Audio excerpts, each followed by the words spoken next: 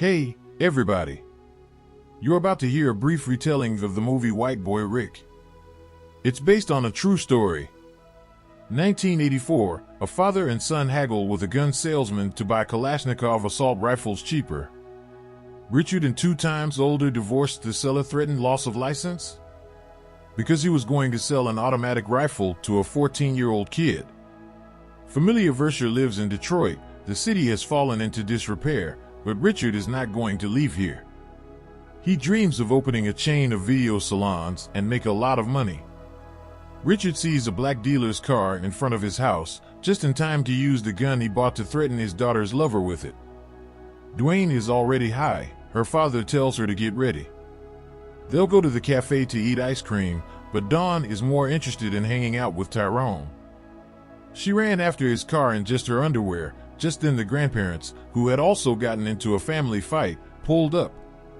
In the basement, Richard made silencers for the guns he bought, and the next morning Dawn woke up her brother and warned him that she was getting out of here. She's moving in with Tyrone because she doesn't think it's possible to be under the same roof as their father. The Whites live in the suburbs of Detroit, and downtown is populated by poor African Americans. Richard Jr. is here as the White Crow. He came to the gangster's den and offered the criminals to buy Kalashnikovs and silencers for them, with the silencers seriously raising the price of the weapon. Rudall was shocked at the impudent man to just drop in on them like that, risking his white ass. He invites Ricky to come over to their rink tonight. He's the only snowman among the black frat boys. Ricky has his eye on the girl of authority figure Johnny Curry, who is the niece of the mayor of Detroit. Her bodyguards are moonlighting local cops. Everyone's tied up here. In the morning, FBI agents rumble into Verscher's house. They accuse Richard of illegal manufacture, possession, and sale of weapons. It's about those silencers. They want the man to turn in his buyers. Richard won't make a deal. Then Agent Snyder calls Ricky and shows him pictures of gangsters, but he only points to the gangsters who have already been killed. The leader, Johnny Curry, of course, he did not give up. Together with the gangsters, Ricky has fun shooting rats with a gun, one of them splattered with blood. The feds realized they could put pressure on Rick and one night invited him to get in the car.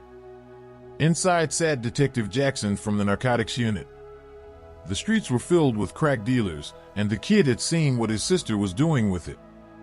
But it didn't work on Rick, so he was shown a photo of a stiff. 2 shots to the head from a gun his father had bought at a gun show. So it was in the kid's hands that Richard Sr.'s fate rested. Ricky agreed to cooperate. He was brought to the point of sale of goods to buy there.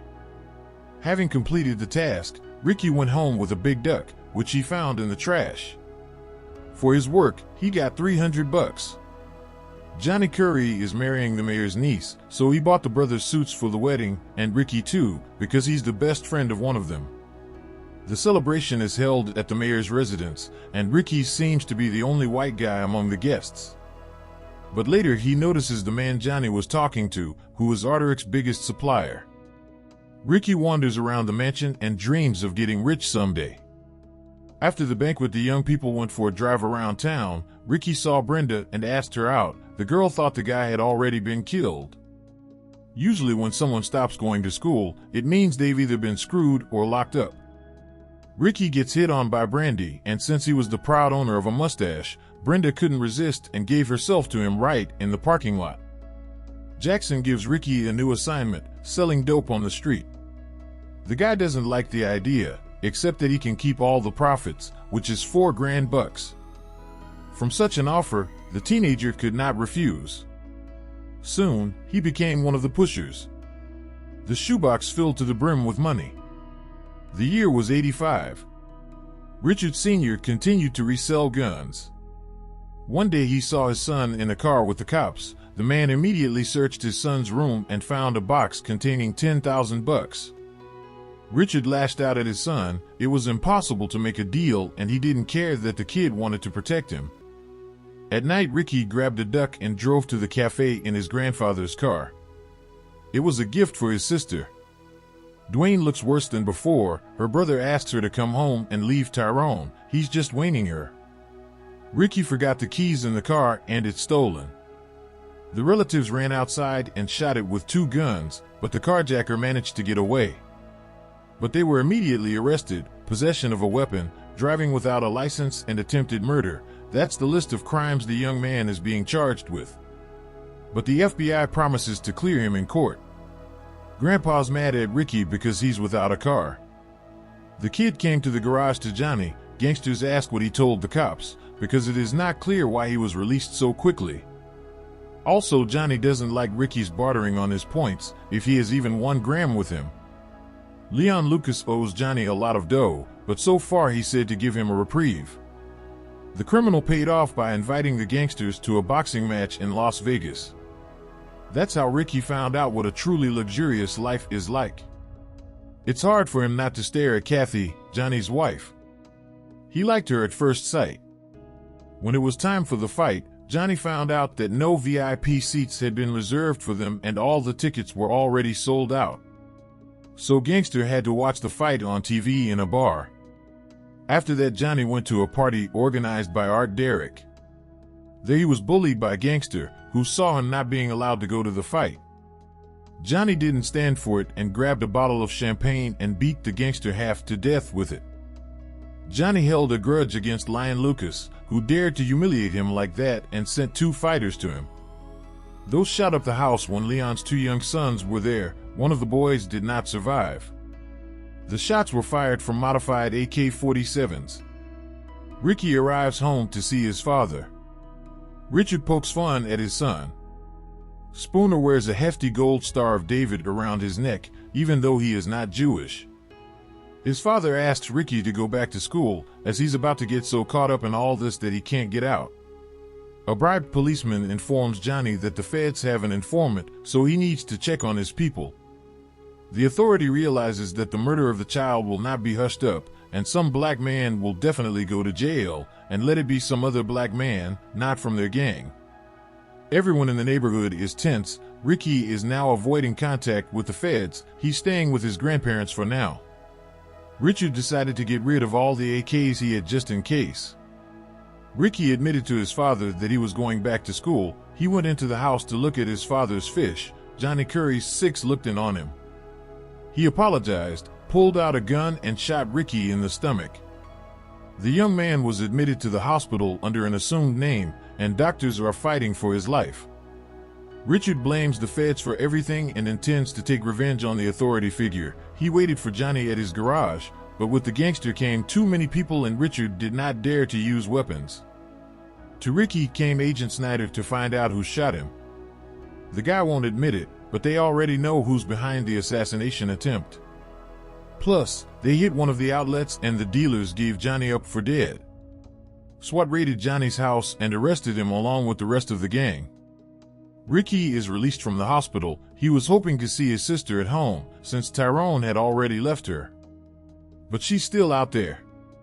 Ricky ponders how he will go to school with a catheter, but after the shooting he will not be allowed there. He is a threat to other kids.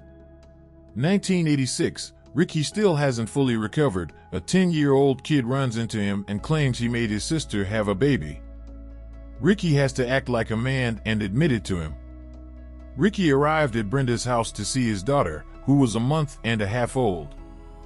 He took the baby in his arms, and at that moment Richard walked into the house. Grandpa was much happier about the baby than his son. He hadn't planned either Dole or Ricky, but everything turned out great. Unlike Daddy, Ricky is not so optimistic. He hints to his father that he should start selling dope instead of guns. That way they'll get rich quick and change their lives for the better. But Richard has principles. He is not going to poison people on the street. The man takes his eyes off the road and he and his son almost crash into another car. Ricky is still trying to convince his father, saying Dole is not coming back because they live in poverty. Now he's a father too, and he also needs the dough. Soon Ricky drops by Derek's card and makes a deal with him to deliver the goods. After Johnny, he got a wide customer base. One night he and his father came to the brothel to take Dole home. Richard took his daughter in his arms. She became hysterical and fought back, but when she weakened, she gave in. Now the girl has to go through withdrawal. Richard locked her in a room. Ricky really got a bunch of dough and started swamping Brenda with food and stuff. The 16-year-old kid became the new authority figure, and Katie was left without a husband. They look out for each other. Richard did everything he could to make sure his daughter pulled through, and finally Dawn got better. 1987, Dawn has become a homebody. Richard gathered loved ones to celebrate the opening of the first video store. One day Ricky got brave and hit on Kathy at the bar. That same night the guy got to her apartment and learned that Johnny was jailed for 20 years, which means you can not only take over his business, but also possess his woman. Richard finally feels happy. Both children are living under the same roof with him. They should all appreciate it. The man asks his son not to be greedy and not to take more than they need, otherwise it can easily be ruined, but it was too late. In the morning a police squad rushed to the house and father and son were arrested. Jackson calls the kid a complete idiot if he really thought he wouldn't get caught. The newspapers gave Ricky the nickname the Cocaine Baron. They found 8 kilos of the substance in a box in his room. Richard is outraged because it was the feds who forced his son to sell the stuff on the streets. But who'd believe a 15-year-old kid was working for the Federal Bureau? The relatives met with FBI agents in a motel, and they're not going to admit that they forced the kid to sell on the streets. Sam engaged himself caught. Now he faces a life sentence, but Ricky can be released if he helps to introduce a mole in the organization. The feds want to get close to the mayor, and they are going to do it through his niece Kathy, with whom Ricky is very close. Richard gets his son to agree. The man asks for this arrangement to be put on paper somehow, but they don't agree and ask him to take their word for it. Ricky comes to Kathy and asks that the mayor's men help escort a large shipment of goods. After the operation, 11 police officers were arrested, as well as close friends of the mayor. On TV, it was explicitly said that the operation was carried out thanks to the help of Ricky Vershaw. Richard reassures his family that they've made a deal with the feds and they'll cover it up. Ricky's trial has come to an end. The jury delivered its verdict. Richard Vershaw Jr. was found guilty and negotiated to life imprisonment without the possibility of bail. The grandfather is outraged because the kid is only 17 years old. They took his life away from him. Ricky is taken to his new home, independent, walking an hour a day. The rest of the time he will be in a cell. Richard waited for Agent Snyder at the control building, but she's giving him the cold shoulder. The woman says that no one promised him anything. The Bureau asked them to tone down the predictions, but the court didn't agree with them, and that's the end of it. Richard finds another agent, who explains that they couldn't arrest the mayor, so they had to go after smaller fish, which turned out to be his son. Don and his daughter come to Ricky's house. His grandfather has gotten sick after the trial and may never recover. Ricky, with tears in his eyes, asks his sister to show the little girl his photo more often. Richard took the phone and tried to calm his son. He talked to the agents and maybe Ricky will be released in about 6 years, but Ricky is desperate. It's not life, it's death. Richard was sure his son would have a better life than he did, but he was the one who got in the way. The man apologized to him. He reassures Ricky that the family will always support him, but the guy just hung up on him. Ricky served his time since 1988, until he was paroled in 2017. After 29 years, this is the longest prison sentence in Michigan history for a nonviolent offense. His father didn't live to see the event, just 3 years. Johnny Curry and his gang members have been out for a long time. All the corrupt cops got away with it. Ricky has kept in touch with his daughter all this time. She is happily married and has given birth to 2 sons.